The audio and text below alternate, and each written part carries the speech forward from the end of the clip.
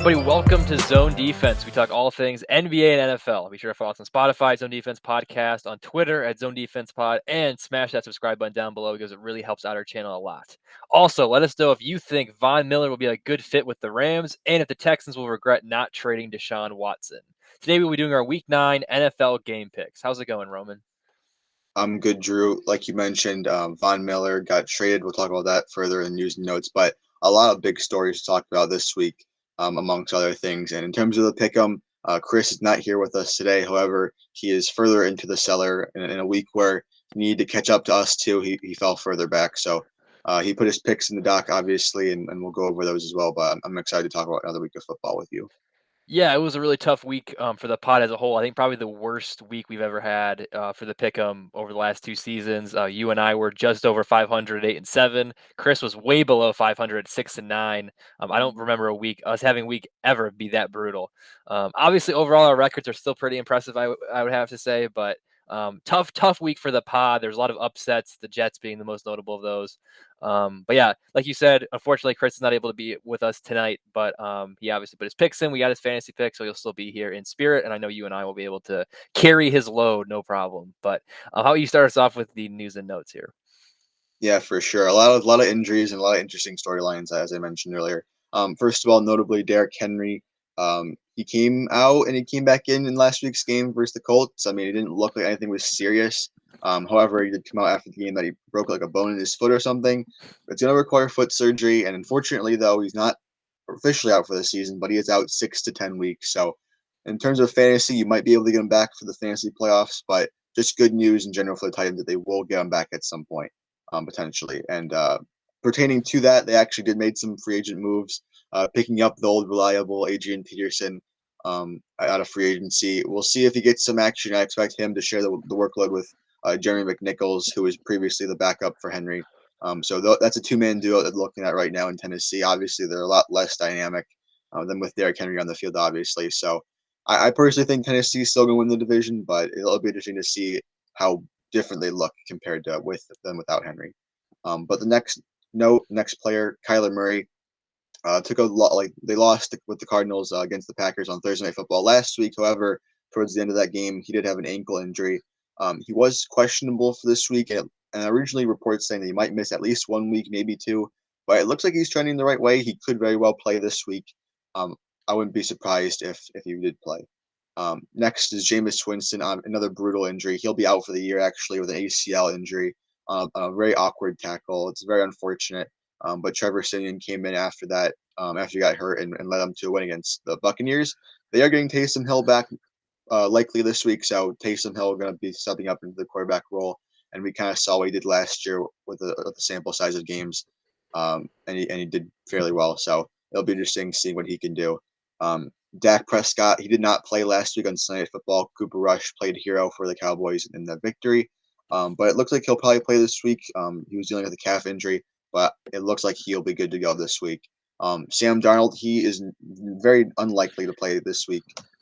He came out of last week's game with a concussion. PJ Walker stepped in, and it looks like Walker will also be the starter going into this week against the Patriots. James Robinson came out early with I think an ankle injury, I believe, or a concussion, something like that, and he didn't return to the game. So we'll see how he looks going into this week. Gronk, it was his first game back last week in that game against New Orleans, but he did leave with back spasms and doesn't look good this week. Maybe it was too soon, too rushed for him, but we'll see how his progress goes. Corey Davis, hip injury. He plays Thursday Night Football this week. He looks very doubtful. I wouldn't expect him to play at all. He'll probably take a week off and then see what he does next week. Michael Thomas, this is very interesting. He was supposed to get activated off the IR this week in hopes to play this season. However, another ankle injury popped up, I guess, and he's now on the IR and out for the season. So what looked like he might be a late round savior in drafts at the beginning of the season, this is the point where he was supposed to come back, but it looks like he'll be out for the year. So it's a tough loss, but I mean, in terms of drafting him earlier in August, you didn't really pay up for him. So that's not bad news. And then obviously Aaron Rodgers, he has COVID. He got put on the COVID list. He is out on Sunday. We thought he was vaccinated because he said he was at the beginning of the season. So normally vaccinated players can come back within 24 hours with two negative tests. However, apparently he is unvaccinated, so it looks like he'll be out this week. He's also questionable for Week 10 for Seattle as well. So very interesting. And Jordan Love will get the start this week, so we'll get to see him in action. I'm kind of looking forward to that game. It is Patrick Mahomes. Love and Mahomes had some comparisons going into the draft last season, so we'll see how Love does. But in terms of Rodgers, I mean, it's interesting. I'm sure a fair amount of people are upset at him for, I guess, deceiving everyone and reporters that he was vaccinated, but he's not. But that's interesting in itself. Um, the trade deadline came and gone. Nothing really much happened, but this was pretty much the biggest trade that was happening over the past couple of days. The Broncos traded Von Miller to the Los Angeles Rams for a 2020 second and third on picks. Obviously, the Rams, we know their strategy and philosophy on draft picks. They don't need them. They'll trade them for proven players. And Von Miller, he is a very proven player. Super Bowl champion. He was out last week with an injury, but I expect him to play once he gets into that defense and accustomed to the system. I think the defense was already good, but now it's something even much more scary to worry about. So very excited to get him into that defense and with Stafford and as well that team. It's Super Bowl or bust for them, especially because if they don't get it this year, it'll be much more difficult for them next year and the year after. And then lastly, probably the most shocking news of the week, the past couple of days, the Raiders did release wide receiver Henry Ruggs after he got charged with the DUI and got into a car accident, unfortunately, causing one casualty of the other driver involved, going on a very high speed, I think down a residential area, I believe. But this guy, he's 22, I believe. He had a lot of promise. First wide receiver off the board in last year's draft. Raiders, they've had some questionable picks before, so this one was fairly scrutinized at the time, but it looked like he was kind of coming on strong. He had some good moments, but he will be released. I wouldn't be surprised if there was obviously legal action, further legal action, and then maybe even action from the league. So we might not see him in the league ever again, which is unfortunate. And I don't think anything of this caliber or this shocking has happened, maybe even since Aaron Hernandez or something on that level. So it's been a very long time since something like this happened, but it's tough to see how the trajectory of a player can decline after one moment. So that's pretty much it for news and notes. Drew, you got anything to add with any of these topics I brought up? Yeah, I'll just run down the list real quick and give my few thoughts. So starting with the injuries, Derrick Henry, I think that's big because it's something that we talked about early on during like the preview episodes and at the start of the season. Is the Colts' schedule was brutal to start the year. They played just a bunch of really really good teams, and now that as we're getting to that second half of the season here, as we can see here, starting with this Thursday night game against the Jets, which is a relatively easy game, things get a lot easier for them in the second half. So they easily could just go on a stretch where they could possibly win out. I think if you look at their schedule, they have a really good, solid schedule. So even though they lost last week, I think the Titans, with all these injuries, Julio Jones has still been out for most of the time. Even when he has been playing, he hasn't looked great. AJ Brown's been pretty good. Tannehill's been pretty good, but their defense is better, but not great. So I'd be concerned if you're a Titans fan. I think the Colts. I think they're a very good team. I think they're probably going to make the wild card. I think they're one of those teams where they're, like I said, their schedule was so tough that I think they're way better than their schedule indicates. I think they can make the wild card, and I think they could even have a chance at that division. So that's of the injuries, that's the biggest one that really stood out to me. And then the Aaron Rodgers thing that came out earlier today on Wednesday, and that was just kind of crazy to me. I mean, he said he was vaccinated because he said he received some like other like spiritual treatment that he considered equal to vaccination. It was something really weird quote by him. Well, it's a weird quote, but also from him, it kind of makes sense because I know he's kind of little out there sometimes. But yeah, it was just very, very strange and weird. That whole situation is, but Jordan Love finally getting his first start here against the Chiefs. A pretty Chiefs obviously aren't the same Chiefs team as they have been the past couple of years, but it's still a big time opponent there for his first career start, especially considering that's going to be in Arrowhead in Kansas City.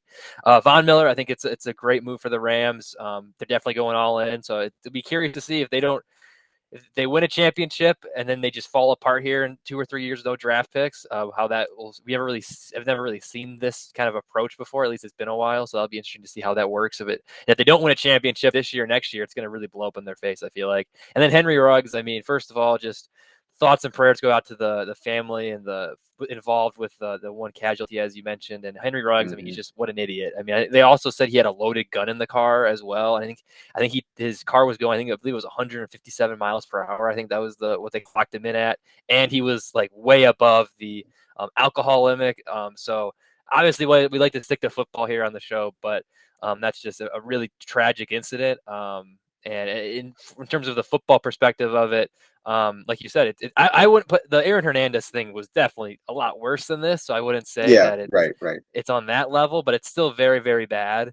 And I mean, unfortunately, and this is going to sound really bad, but we've seen NFL like Kareem Hunt comes to mind, Tyreek Hill comes to mind. There's been guys who have done very, very bad things, and they've been able to find their way back in the NFL. So it wouldn't surprise me if Ruggs is eventually able to come back, but he could easily face some jail time for this incident, and it also wouldn't surprise me if he never plays in the league ever again. So just a really bad situation overall.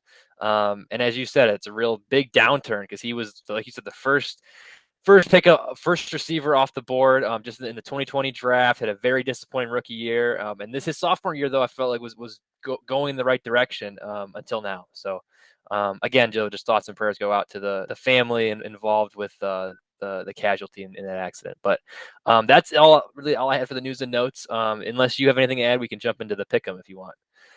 All No, right. let's do it. So I already kind of mentioned it. The first game, Thursday night game, Colts and Jets. We had probably the best Thursday night football game of the year last week, and we might have the worst Thursday night game of the year this week. Although it is a little spicy because the Jets are coming off a win. I was listening to a podcast earlier today, and they were talking about maybe the Jets could sneak into the playoffs here if they would they put together a win streak. I wouldn't go that far, but they do have 2 wins. That's one more win than they had last year, I believe. So congrats to them. Progress. Mike White looked really good. Michael Carter looked really, really. I think he's having a very underrated rookie season. He's been great. I would say probably the best running back to come out of that draft class so far, unless I'm forgetting anybody. I mean, you look at Trey Sermon hasn't Najee, been but great. Oh, Najee. I'm forgetting something. Outside of Najee, Michael Carter is probably definitely the second best guy. I would say he's better than Trey Sermon, better than Javante so far. So, yeah, Najee. I knew there was some big name guy. I forgot. Najee Harris is really good. But yeah, Michael Carter's been really good. But then the Colts, like I said, they're a very, very good team. I think that they're getting to this good part of their schedule. Carson Wentz, outside of that just brutal interception in the end zone that basically cost them the game, looked very good. He did. I know everyone's focusing on that bad play, but like the next drive, he led them down the field to set it to overtime. So you got to give some props to that. So I am going to go with the Colts here, but I do think that this might be semi closer than most people are expecting, because the Jets and Mike White. I mean, I think he like broke a. I think it was the first time he broke some Jets record. It was insane. Great performance by him, and I love those stories where underdog guys. I think he was cut by some team. I forgot who it was. And then he hops on with them and he wins. And then you look at like Joe Flacco, who's over there sitting on the bench, and you're kind of like, why did they trade for him if Mike White's clearly better than him? I don't know. But anyway, who do you like between the Jets and the Colts? well, first of all, people are already making parallels of the Zach Wilson, Mike White relationship to the Bledsoe Tom Brady relationship from long ago. I wouldn't go that far, obviously, but Mike White, I mean, it's a good story. He had 405 passing yards in his debut. Um, I kind of, to a certain degree, think it might be like a Geno Smith type of thing where when he did come in his in that game, when Russell Wilson got hurt, I mean, the defense didn't figure out Geno Smith. They haven't seen him. They didn't prepare for him. So he kind of looked better than maybe he actually is. I mean, this could be a similar situation. The Bengals defense isn't that great in general. Obviously, they're going up a much better defense in Indianapolis. So Mike White could have a better game. I would expect him to decline, obviously, but they definitely seem like they have a good chance to win, or at least more competitive, which is weird to say because Zach Wilson is also pretty good and talented. But for Indianapolis, like you mentioned, Carson Wentz is his performance is very bipolar because one moment he's throwing deep bombs to Michael Pittman. I love the connection between both of them, by the way. And the other moment he's making very ugly plays and throwing interceptions like the worst play ever. So it depends on what kind of Carson Wentz we see. But overall, I just think Indianapolis is the better team. I'm gonna give my respect to the Jets because they did have a good win last week, but I'm gonna go with Indy on this one. And Chris agrees with us both. Yeah, it's funny you mentioned that Drew Bledsoe Tom Brady relationship compared to Zach Wilson and Mike White. I mean, people forget though. Before, I mean, Drew Bledsoe is kind of just a footnote in NFL history, but he was an MVP, led them to the Super Bowl, did a lot of really cool things for New England, and then Brady came in. Zach Wilson's only played like a few weeks in the NFL, so that's. I mean, it's wrong. The Mike White Tom Brady thing, I kind of can see that comparison, but Comparing Zach Wilson to Drew Bledsoe is a little disrespectful, at least at this point in their careers. But yeah, again, I'm 100% with you. Shout out to the Jets. This might be a close game, but the Colts are going to come out on top. Now we've got the Browns and the Bengals. The Browns coming off a loss to the Steelers. They're still dealing with a ton of injuries, and the Bengals coming off that loss to the Jets. That was quite shocking. This is a tough one, so I'm happy that you get to start us off here. Who do you like between the Bengals and the Browns? Chris surprisingly kind of went with the Bengals a little bit. Yeah, I mean that's completely fair. I think that both teams have a good chance of winning. And one note that we didn't talk about at the top was Odell Beckham. I mean he's causing more drama. His dad's causing drama on Twitter, posting that Baker Mayfield needs to get him the ball more. Although he is throwing him the ball, it's just not working out so far. As I think it's just a microcosm of the entire era of OBJ in Cleveland in general. I don't think it has worked out. I don't think it will work out. And I might get to the point where, I mean, today on Wednesday, he was excused from practice. So they were trying to move him at the deadline. The Saints were interested, but they didn't end up trading him. They could very well just straight up cut him in the next few days. I mean, he's still on the team, but Kevin Kevin Stefanski actually told the team that they're moving forward kind of without him to have the mindset that he's not on the team, I guess, which is very interesting. And if he does get cut, uh, the Lions they have first priority on waivers. However, I wouldn't want to make the claim if I were them, but I would expect maybe the Saints to be interested. Obviously, Patriots could be interested. Um, the Raiders could be interested with the loss of Ruggs, obviously. So I think there are many teams where he could go to and benefit right away. I don't think he's a bum, but I don't think he was as good as it once was. But he could definitely help out a team that's struggling in the wide receiver department. Um, to talk about the actual game, though, I think it'll be a very close game. I was the only one to pick Cleveland last week against the Steelers, and they lost. But I mean, I kind of want to go. I'm gonna go with them again, just see what it's like. I mean, Baker he needs to be better. Obviously, if they don't have OBJ, they still have Peoples Jones. Landry, he needs to be better. He had a costly fumble last week, and obviously Chubb in the backfield.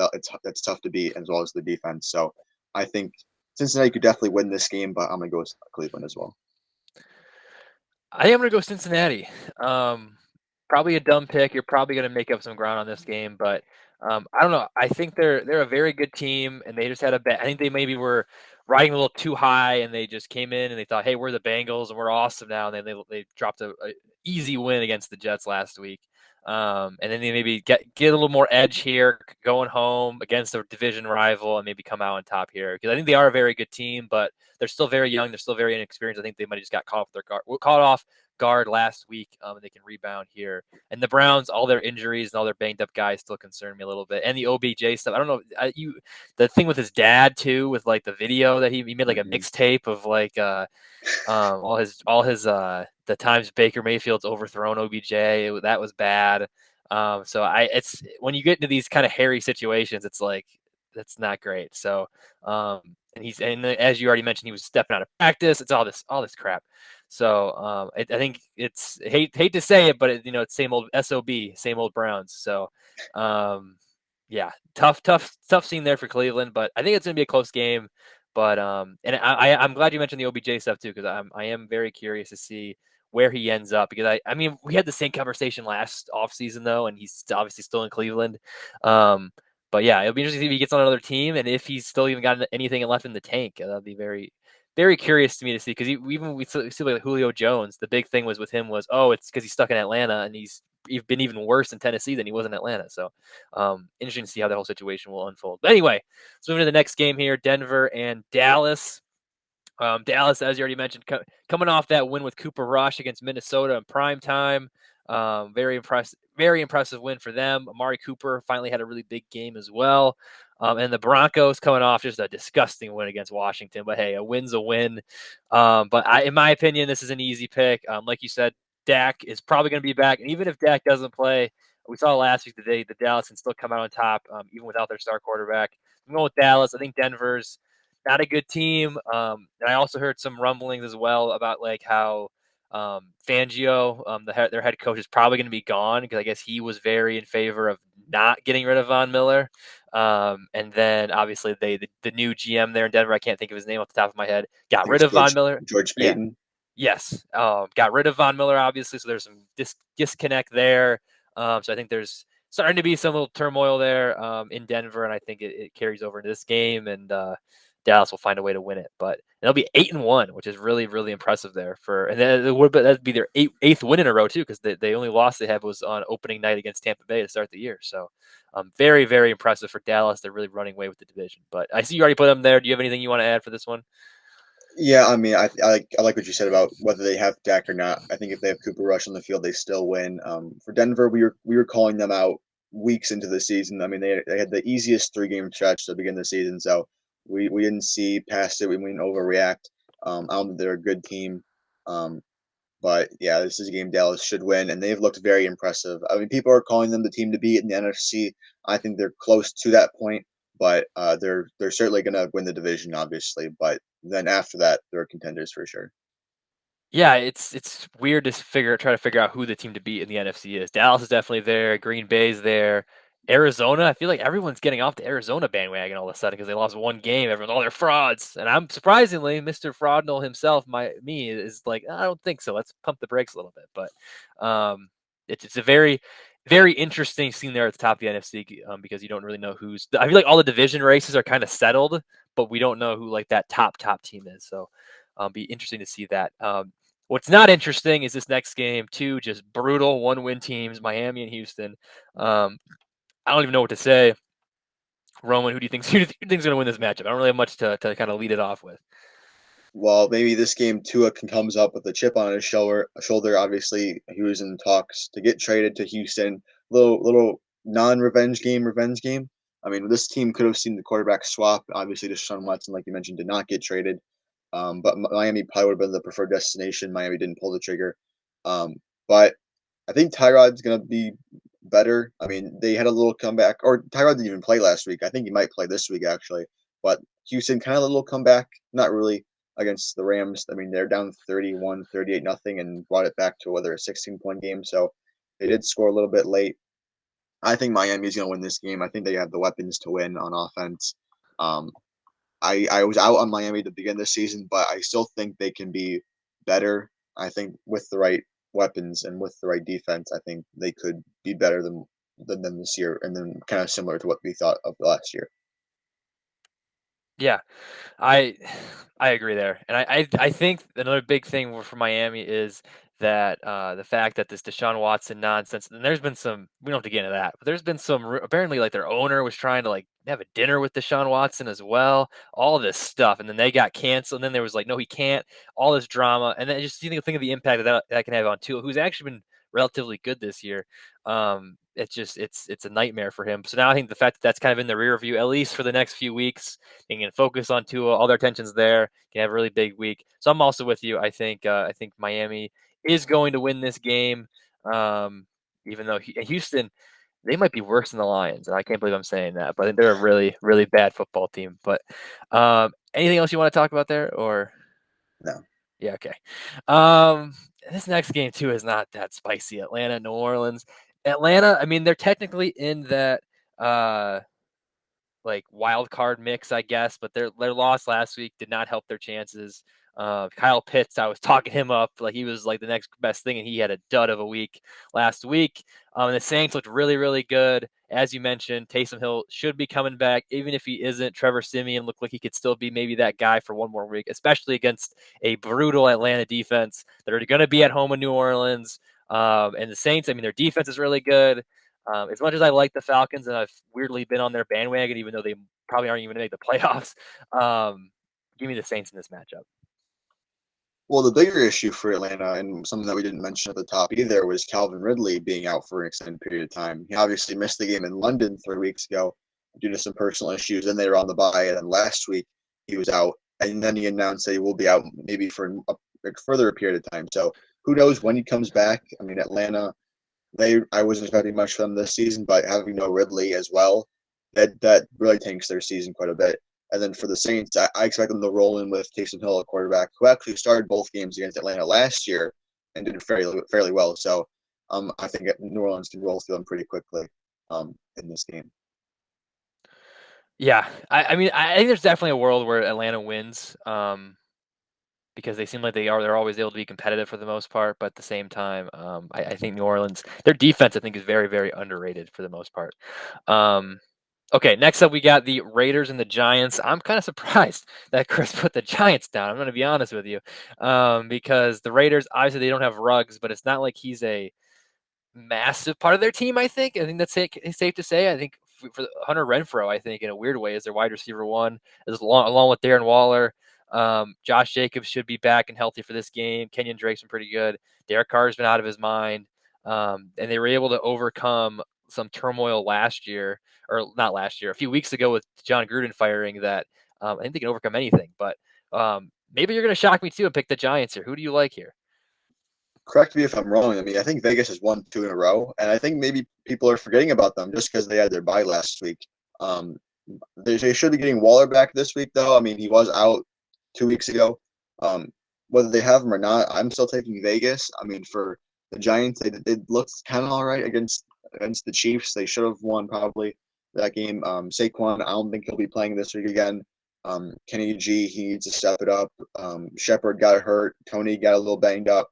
So I think the whole offense is kind of struggling at the moment. But I think Vegas is rolling, and I think they can continue the roll with or without Ruggs. Yeah. Okay. Cool. You and I are still on planet Earth here. I wish Chris was here to hear his reasoning, but the Giants are just not a good football team. I feel like. So give me the Raiders as well. Like you said, I believe you're right. They've had a 2 game win streak. They're coming off a bye. I get the Giants are getting some of their guys back, but at the same time, their defense hasn't been great. Even and that was a strength of their team last year. Um, I mean, they beat Carolina, I guess, a couple weeks ago, but that was just a gross game. So yeah, I feel like and Chris is usually the guy who's pretty high on the Raiders as well. So I'm very surprised that he went with the Giants. I do think he likes Daniel Jones a little bit as well, but overall that's just surprising to me. But hey, hopefully you and I made up an easy game on Chris here. Okay, next up we got New England and Carolina. Like you said, Sam Darnold's probably not playing, which I mean, Carolina's defense is really, really good. I feel like it's getting really underrated. They're still very much in that wild card race, but so are the Pats. I think very similar to the Colts, the Patriots had a decently tough schedule to start the year, and they were very competitive in every game, but unfortunately just couldn't find a way to win. So their record looked a lot worse than they actually played. And now they're finally starting to pick up these victories. They beat a really good Chargers team last week.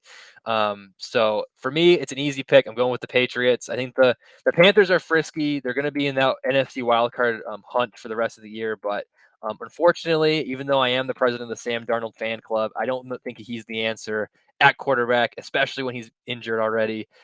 So look out for Deshaun Watson as this potential landing spot for him as he goes back home to where he went to college at. And he went obviously in South Carolina at Clemson. So this could be a potential landing spot for him in the offseason. And the Panthers are going to be competitive, like I said, but the Patriots, they're very, very good. And they're going to continue to roll here against the Panthers in Carolina. Yeah, watch out for the Patriots. They could be coming up in that wild card hunt fairly soon. And Mac Jones is playing out of his mind. They had a great win last week against the Chargers, so I thought the Chargers were going to absolutely roll through them. But with Carolina, obviously, if you don't have Darnold, that's a big issue in itself. They did activate CMC from the IR. We're not sure if he's going to actually play yet. I mean, he could take another week out of precaution. He's been fairly injury prone, in which case Chuba Hubbard would then take over again. And I think he's been a little bit underwhelming as well. But I think, it all starts at quarterback, and without Donald, I don't think they have many chance anyways. Yeah.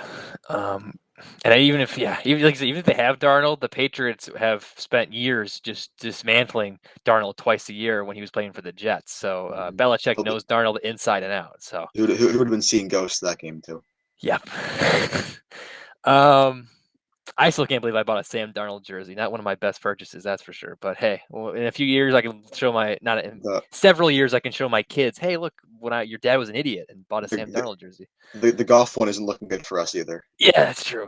Some tough off-season purchases for Drew, but hey, you live and you learn. Even the George Kittle one I got too. He's hurt, so he's coming back though. So, anyway, Buffalo, Jacksonville. Jacksonville, they had some juice. We were like, yeah, Jacksonville. They won a game coming off the bye, and they just sucked last week. Against a team that I felt like they could have beat. Obviously, we picked them. So, or no, you didn't. Me and Chris picked the Jags. So the fact they just came out flat there was very, very disappointing. So you already put them in. I'm about to put them in. Buffalo is a legit Super Bowl contender. And weird thing is I don't even think they're playing up to their potential yet, and they still have an unreal record. They're still winning everything. So this is going to be an easy week for them. Hopefully they can roll over a bad Jacksonville team and move on into week 10. But anything to add for this one? Yeah, I mean, like you said, the Bills, they could be a lot better. I think Miami, they kept Miami in that game last week. It might have been like 3-3 going into the third quarter. So it was a late game before they pulled away. Yeah. But Buffalo, they could be a lot better. And I think, this Jaguars defense is not good. So I think Josh Allen can destroy them. Yeah, and Miami, I mean, I think you kind of mentioned this too when we were talking about that game. Miami's not a bad team. They're obviously they're 1-7, so they're not a good team, but they're not like awful. They got some talent. So Jacksonville does not. They're very bad. So for lack of a better term, so I think Buffalo should win that one very easily. Now we've got the battle of the purple people eaters and the Minnesota Vikings and the Baltimore Ravens. Kirk Cousins, speaking of seeing ghosts, was seeing ghost again on primetime football. Just did not play well at all, and he's been very good this season, but did not play well on against the Cowboys. And we got the Ravens coming out of a bye after a brutal loss to the Bengals 2 weeks ago. So two teams trying to get a rebound. I'm going with Baltimore, even though I have been on the Minnesota bandwagon pretty much all year. I know I picked them several times, but Baltimore coming out of the bye, they're very well coached. I think this is going to be an easy win for them. And Minnesota, they're just a mediocre team. You know, they're going to win some games. They're going to be in the NFC wildcard hunt, I think, till the very end. But I don't think they're a great team, and I think the Ravens are a very great team, despite them having some lackluster performances so far this season. But I see you also picked Baltimore.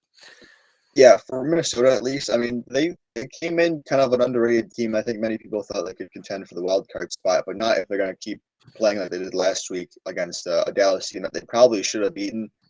They made Cooper Rush look really good. Maybe that's just credit to the Dallas offense, but I think Minnesota they could be a lot better offensively as well. Justin Jefferson was not really much of a factor in that last game. Neither was Dalvin Cook. Both are better, and they'll I expect them to do better. But Baltimore, I think they're just a much better team hitting their stride right now, although they did pick up the loss to Cincinnati. But it'll be a huge game for Baltimore to pick up in their division hunt too. Yep. 100% agree there. I don't really have anything to add. You really pretty much touched on all the points. So move on now to the Chargers and the Eagles. As I know you know very well, Roman. As you were at that game, the Eagles absolutely demolished the Lions.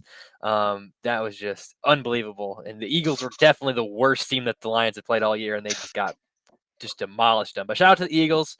Very good performance. But I think this doesn't change much. I think they're not a great football team. So I know where I'm leaning. So I'll hand it over to you, Roman. Who do you think is going to win this matchup?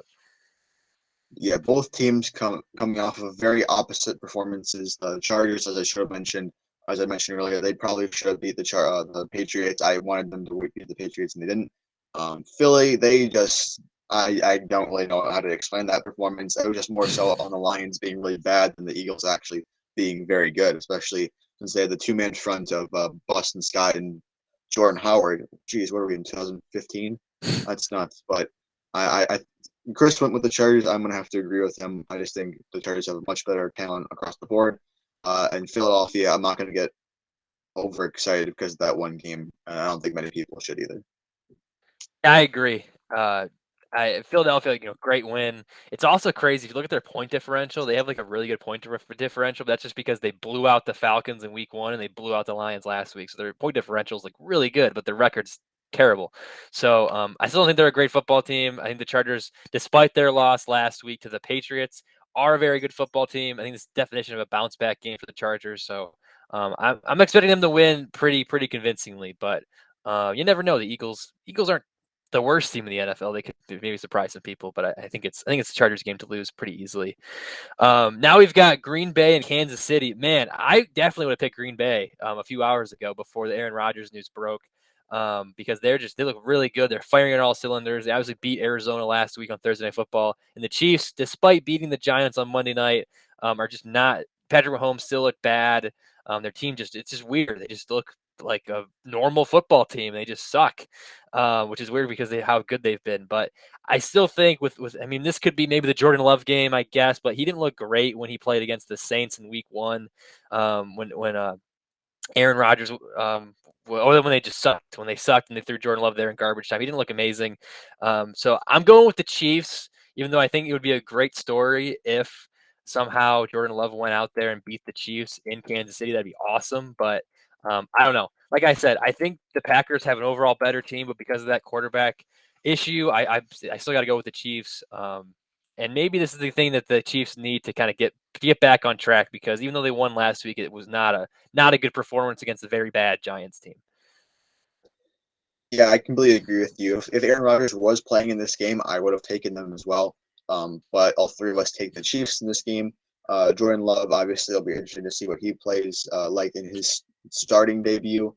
Another note, though, I mean, Devontae Adams, he was out last week on the COVID list. He hasn't. There is no certainty that he will be back for this week either. And although Chris brought up the stat, I think last week that Rodgers is actually statistically better without Adams. I don't think that's going to apply to Jordan Love. I think Jordan Love would need Adams on the field to actually have a good chance of winning. Yeah, But like you mentioned, the Chiefs, I'm not really the win against the Giants did nothing for me in terms of who I think they are. They still looked pretty bad. I think they're susceptible to not even winning their own division. But this is a game that they must win. yeah, and Robert Tonyan also is out for the Packers as well. Mm-hmm. Out So for the the year. lot of injuries there for Green Bay, unfortunately. So kind of a gimme game for the Chiefs. But again, it'd be pretty cool if, even though I hate the Packers, it'd be cool if Jordan Love would go out there and just sling it there in Kansas City. Next up, we got the Cardinals and the 49ers. The Cardinals coming off a loss to those Packers last week. The Niners coming off a much needed win against the Bears. It wasn't like convincing, but it was semi convincing. Jimmy G looked pretty good. Deebo Samuel looked amazing, and Elijah Mitchell looked great, but he's a little banged up again. And George Kittle is coming back, hopefully, most likely coming back from the IR this week. So Niners get a lot of guys back.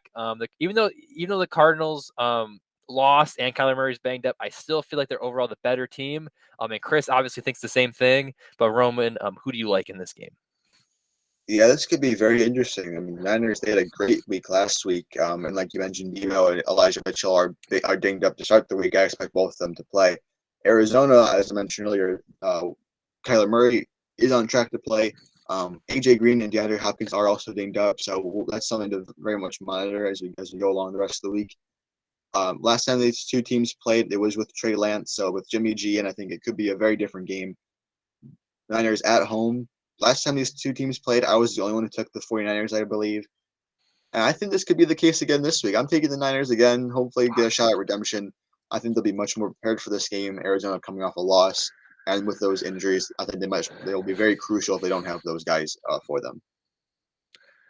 Man, it's tough because I'm like the resident Niners fan because I'm a big George Kittle guy, and he's coming back. And you mentioned they got all those injuries in Arizona, but JJ man, Watt too out for this season. yeah, yeah. I think I'm gonna go Arizona just to be safe, and I feel like I picked San Francisco like all the time this year, and they've let me down each time. Outside of last week, I guess I'm gonna go Arizona, but man, that's a tough one. That's probably the toughest one on the slate this week, because I do think San Francisco, they easily could win this game, especially considering it is at home and the Cardinals are coming off all those injuries. But I mean, this is a big statement game, I think, for the Cardinals. Like, how can they handle this when things aren't going their way? Are they able to still find a way to win games against decent opponents that they are better than, or do they kind of just crumble and fall like we saw them do last year? It's going to be interesting to see. Um, yeah, very. I think it's a very good game. Arguably the best of the week. I think. There's not a ton of great games this week, but I think that game really stands out to me. And also for the Niners side of things too. There's several rumors out there that basically state if Jimmy G sucks for even like a quarter, he's going to be taken out and they're going to throw Trey Lance in. And obviously Jimmy G answered the bell last week, had a great performance, but I don't think he's on a very short leash. I think if he has a bad half or anything, he's going to get benched. So interesting to see it on that front as well. But anyway, moving to the next game, Tennessee and the Rams on Sunday Night Football. This game would have had a lot more juice if Derrick Henry was still playing.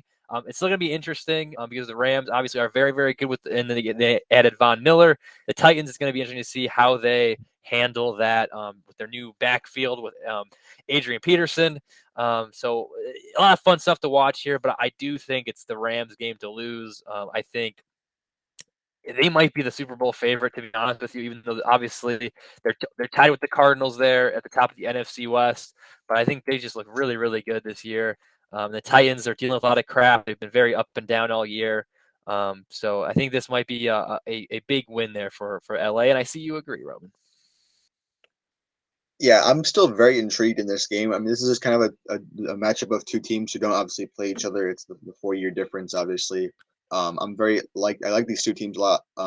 But obviously with Derrick Henry out, you do have to look towards Adrian Pierce and Jeremy McNichols to take on the bulk of that backfield. You expect AJ Brown to get a little bit more coverage. Julio, they definitely need Julio on the field, who they haven't had the past couple of weeks. The Rams, though, they're just hitting their stride. They came off the loss well against Arizona a few weeks back.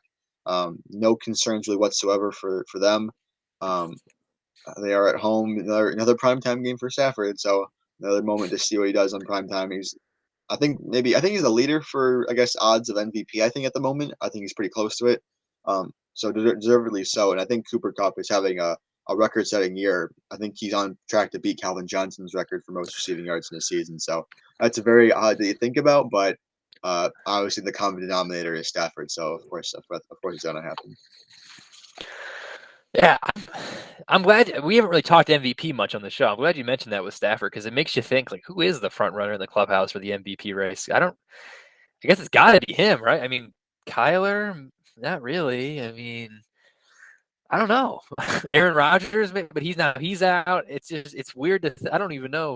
It probably is Stafford, and I don't feel like he's having a very good year, but it's not like there's not a lot of MVP buzz around him. I feel like. Yeah, I mean, you're right. We haven't really talked about MVP so far. I think when you do look at least the front runners, I think Stafford has to be in that conversation. Kyler Murray, right, deservedly so. I'll even throw in Tom Brady too. However, he had a very bad game last week. I think those are just maybe the three that you look at towards the MVP race. I would put Derrick Henry in there if he played a full season, but yeah, we haven't really been talking about it, but we definitely should as the midseason rolls on.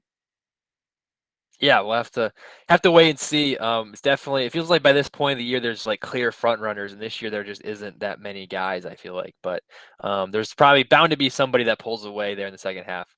Okay, so the last game of the slate, Monday Night Football game between the Bears and the Steelers. This really is not a great Monday Night Football matchup, if I do say so myself. But the Bears coming off a loss to the Niners, the Steelers coming off a win to the Browns. Chris picked the Steelers. I think I'm leaning Pittsburgh as well. I'm throwing them in there on the dock as we're talking. I think I'm going Pittsburgh. Chicago, I think, is very, very fraudulent. Everybody was kind of high on them early on the year, but um, then they just kind of fell apart. I feel like they did have a decent showing last week against San Francisco, but overall, still very disappointing. Justin Fields still doesn't look spectacular, even though he did have a solid game last week. And I think Pittsburgh, even despite not having a kicker, they still found a way to win. Even though I don't think they're winning the Super Bowl anytime soon, they're still a very solid veteran team. So I'm going to pick them to win this game. But I see you also pick Pittsburgh as well. Yeah, this could be a very ugly game. Pittsburgh only had 15 last week. Ben Roethlisberger still not looking great. And then for Chicago, I mean, I'm gonna give a little credit to Justin Fields. I mean, he did have his the best game of the season by far. However, I think he's going up against a on par, even better defense in Pittsburgh. Um, and I think he's gonna have a lot of trouble, especially on the offensive front, where there's still no weapons emerging. I mean, Cole Kmet, I think he was supposed to be a little bit better than he is right now. Mooney, that's all they have. Robinson is still nowhere to be found. The most wanted person in America, Allen Robinson, is still nowhere to be found. So that's something that definitely has to be on the chopping block for Matt Nagy because he hasn't really done a whole lot to keep his job at the moment. Um, but I mean, I guess it's a winnable game when the offense on the other side of the ball is not as good either. But I think Najee obviously is the differentiating factor on the two teams, so he could make up the difference. Yeah, Allen Robinson, he's been so disappointing. It's weird. I mean, he was speaking for fantasies. We're about to get into fantasy here in a second. He was drafted as a clear-cut wide receiver one, and I checked earlier today. He's only owned like 80% of leagues now. So he went from 99% wide receiver one to being borderline cuttable, and most likely you benched him if you had him on your league in your team now. So that's very, very shocking, and also for real life purposes as well. He's just been non-existent out there, which was really sad. Hopefully, like OBJ, maybe a change of scenery will help him out in the off season, or a change of coaching staff will help him out as well. But um, that's it for the pick 'em. We'll hop in now to the fantasy picks of the week before we get out of here. So I'll start us off here with Chris's two picks. He has Taysom Hill and AJ Dillon. What do you think about those picks, Roman? Taysom Hill, I love the pick. I mean, I just kind of mentioned earlier, he's notoriously good against Atlanta, so I think that shouldn't be a problem. I'm starting him in my dynasty league because I'm in a pickle, but I'm looking forward to that performance as well. AJ Dillon, though, I mean that's a little bit more trickier. I'm not really sure how I feel about that yet, especially just because I mean it could be a very high scoring game. He could be involved, but I mean, with AJ or Jordan Love, I mean, it could be a ugly game on that offensive side of the ball. So I don't imagine AJ Dillon being able to get into the game a whole lot, especially with Aaron Jones on the field. So I don't know. I'd like to hear Chris explain that one if he was here, but for me, it's a no. I'm sure you might be on that same path as me. Yeah, my only thought is maybe like with Rodgers out, maybe Chris is thinking they're going to run the ball a lot more, so they're going to do a lot of dual backs, where it's going to be more of a committee thing, where they give it to Jones a lot and they give it to Dillon a lot. But for the most part, I am also with you. If Jones is on the field, I feel like it's going to be tough to be able to play Dillon. With confidence. I mean, if you're in a pickle, I guess you can still throw him in there, and there's a chance he's very good. But there's also a chance that he puts up a massive dud. So, yeah, I'm with that right there with you. And Taysom Hill, I think he's very overrated. And I am a little concerned because he might. There's not like a definite chance he's going to be playing this week. It's most likely going to happen, but there's still a chance that they rely on Trevor Siemian. But I'll have to wait and see. But if Taysom Hill does play, I am in favor of that pick. I will say though, shout out to Chris for kind of going off the board here with his two picks. So two guys Mm-hmm. that I don't think we've really talked about a whole lot on the show so far. But Roman, who's your first fantasy pick? Yeah, I don't really want to keep talking about Ruggs and the Raiders that much, but my pick is going to be Hunter Renfrow, wide receiver. Obviously, he's been a solid receiver even with Ruggs on the field for the season. I think this is just another big game he can step up in, even with or without Waller too. He's been a good target for Carr. So I think he'll kind of have an increase of targets, maybe Brian Edwards too. But Renfrow, I think you can play him with a little bit more confidence than the flex he was before. But Hunter Renfrow, I think he's a good start against a susceptible team with the Giants. I 100% agree with that. I feel like Hunter Renfro's season's going completely under the radar. I mean, if you look at his stats here, I mean, he's not going to give you like the monster week like the top receivers in fantasy, but he gets you like outside of 1 week where he only had 6 points against a good Denver defense, he's gotten 10 to 18 points every other week. He's a target machine, getting 6 to 9 targets each week outside of 1 week. He eclipses 50 to 80 yards of passing yards each week. Very reliable option. He might, like I said, he might not have the highest ceiling, but he has a very high floor as well. And I think that both those things, I think his ceiling maybe even gets raised, and his floor even gets raised now because of the Henry Rugg situation. So I very much agree with that pick.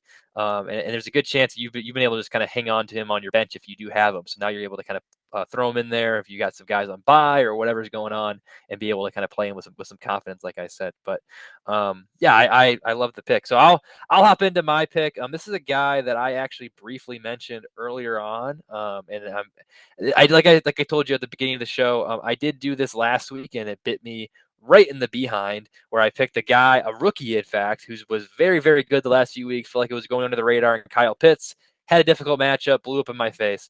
Doing the same thing this week with Michael Carter, a guy who we're talking rookie of the year. I think it's probably Mac Jones, but if you're going non-quarterback, Michael Carter, I mean, he's having a very good year. I feel like it's just really going under the radar as well.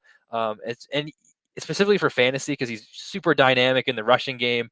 Outside of since outside of weeks 1 and 3, he's had at least 10 points, and in the last 3 weeks he's had 14, 16, and then he exploded last week for 32. Now, yes, that was against the Bengals, who, I mean, they have a solid defense, honestly, if we're being honest. They're a solid team. And I think they play Indianapolis this week, so not a great matchup.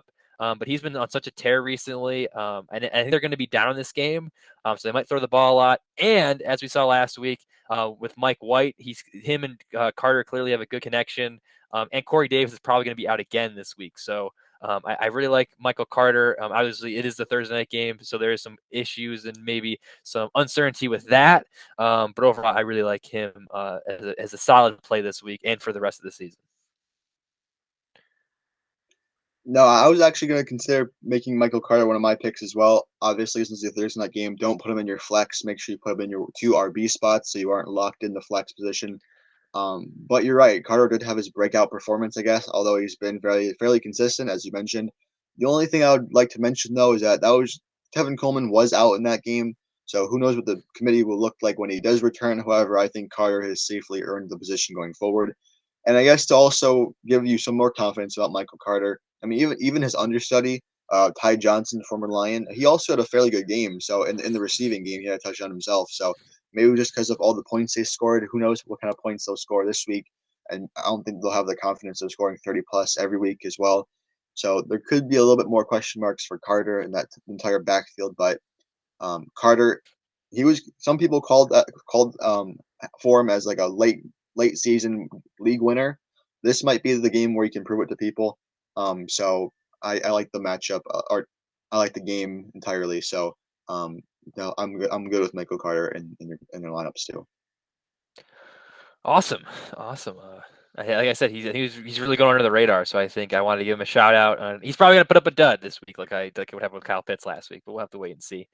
So I'll get into my second pick though. I picked this guy's teammate last week in Emmanuel Sanders, going with Cole Beasley. He does have a slight rib injury, so he was able to go back in the game last Sunday, but he does have that questionable tag on him. And I believe he was held out of practice today as well. So he's probably going to play, but there's a chance he doesn't. But he got off to a relatively slow start to the year, but now he's had 21 points in back-to-back weeks. He gets another really great matchup this week against the Jaguars. This is a guy who you probably have on your bench as well. I mean, if you guys have some guys on bye or have some guys injured, you can throw him into that flex or wide receiver 2 spot with some confidence, I think, because he's another guy whose season's been kind of going under the radar. So like I said, he did get off to a relatively slow start, but he's really been able to put some things together these last few weeks in terms of targets, yardage, touchdowns. And like I said, it's resulted in 21 fantasy points. So you might not get that this week, but against Jacksonville, anything is possible. So I really like Beasley this week. Yeah, I mean, in terms of wide receivers, I mean, we this week isn't by Mageddon by any stretch of the imagination or by apocalypse as it was before. But the teams that are on by this week, I mean, a lot of great wide receivers are out. So you got Terry McLaurin, Godwin, Evans, AB, Metcalf, Lockett.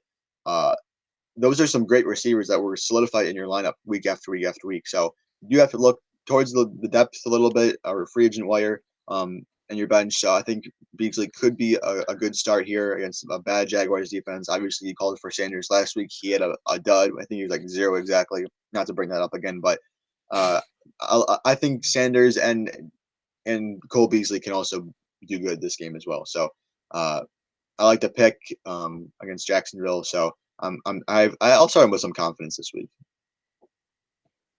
Thanks. Yeah, I obviously I agree with you as well. So who's your last fantasy pick for this week? Yeah, as I mentioned, a lot of great wide receivers are out, so might be looking for some depth here. My pick could be a little bit of a stretch, but I think he's actually had a good season or a few games that you can at least trust him enough. Even though he's the wide receiver 3 of his own team, he still gets some action. I'm going to go with Van Jefferson, wide receiver for the Rams. I think it's a good matchup, in particular, just because the Titans' secondary has not been good this season. They've been injury plagued so much, and Stafford does give him a fair share of targets. I mean, he has 4 games, 50% of his games, he's at an over 10 fantasy points, with 6 targets, 7 targets, six targets.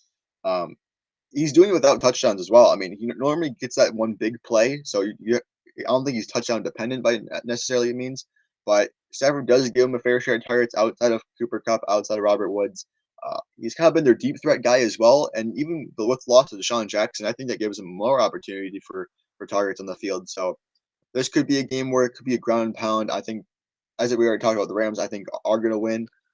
It kind of just depends on the game plan, the game script, but I think Van Jefferson could get involved in this game, whether it gets a touch or not. But he's getting the targets, and I think he's becoming a reliable target for Stafford. So I think he's a good play. Yeah, that's another kind of off the board pick a little bit. I like I think feel like each of all three of us with each of our picks went a little bit off the board. We didn't just do the basic generic guys that we always do each week. So that's fun. And everything you said about Jefferson is very true. There is some worry there because he is technically the third guy on that depth chart, but he has I would say probably show more chemistry with Stafford than Robert Woods has. I mean I don't think anybody has showed as much chemistry in the league period with Mm-hmm. between like Stafford and Cup have showed, but I think Jefferson has some very good chemistry with Stafford. They're going to throw the ball a lot. And I think this, I mean, I think Tennessee, even though with the injury, they're going to be able to kind of keep pace with the Rams for the most part. So I think it might be a shootout, which bodes well for all the Rams receivers. So Van Jefferson, I think, is a very nice play there. Okay, do you have anything else you want to add here before we have to get out of here? No, I mean not very controversial games this week. We didn't split on a whole lot, but we'll see what the standings look like next week. I'm looking forward to it. Yeah, a pretty cut and dry week, I feel like you said. I know Chris was ripping a couple weeks ago for being a brutal slate. I think this slate might be a little bit worse, to be honest with you, but you never know. Maybe there'll be some surprises. We'll have to wait and see. But once again, we are the Zone Defense Podcast. We do these episodes on the NFL every single week, along with fantasy analysis and breaking news. So please make sure you subscribe us on YouTube, follow us on Spotify and Twitter at Zone Defense Pod, and search us on Apple Podcasts so you don't miss any of that awesome content. Also, smash that like button down below and leave a comment. Let us know what you thought about our picks this week, our fantasy picks, the lackluster trade deadline, the Henry Ruggs situation, or the Aaron Rodgers situation, and any and all of the other injuries that occurred this week. We love reading all your comments and try to respond to them as quickly as we can. But once again, thank you for listening to this episode, and we'll see you next time. Peace.